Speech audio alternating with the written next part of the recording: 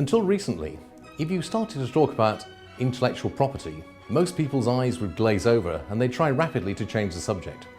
Recently, however, here in the United States, we had the enormous controversy over SOPA, the Stop Online Piracy Act, which led to a mass movement of protest by people who feared that their own favourite websites would be shut down.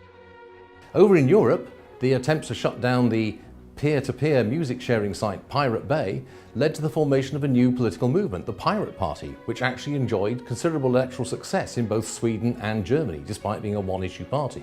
So what is going on here?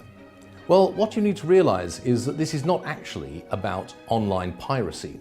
What we have here is an argument about intellectual property. And the reason why it's a complicated argument is because there are three quite distinct and different ways of understanding what intellectual property is. The first, and in some ways the simplest way, is to think that intellectual property is just like any other kind of property.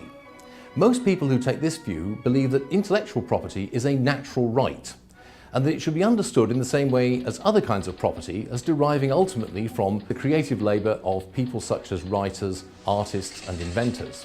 If this were true, it would mean that every time you wanted to cite the Declaration of Independence, you would have to pay a royalty fee to the estate of Thomas Jefferson.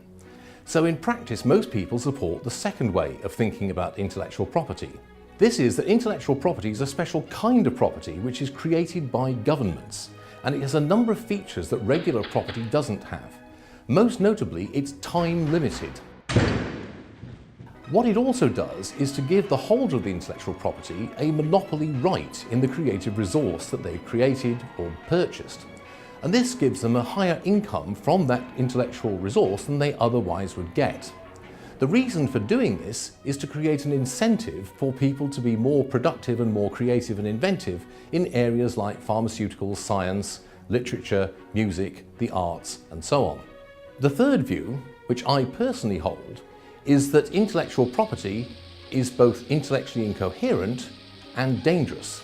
It's dangerous because in order to enforce intellectual property, you have to interfere with people's other property rights in real physical objects and to stop them using those objects freely and as they wish to.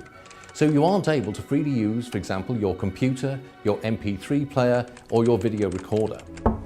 Huh?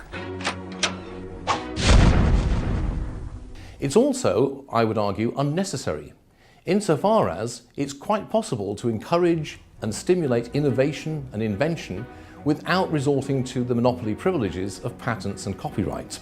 And indeed there's some case for saying that what patents actually do is to stop and hinder innovation in many areas.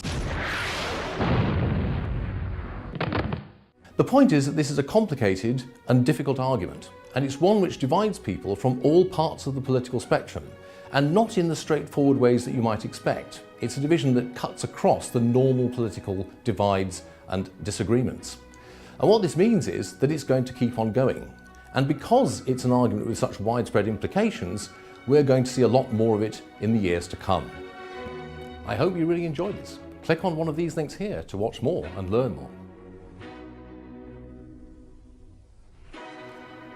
If you want to do more, and more than watch videos, then click on these links here to find out about more student opportunities.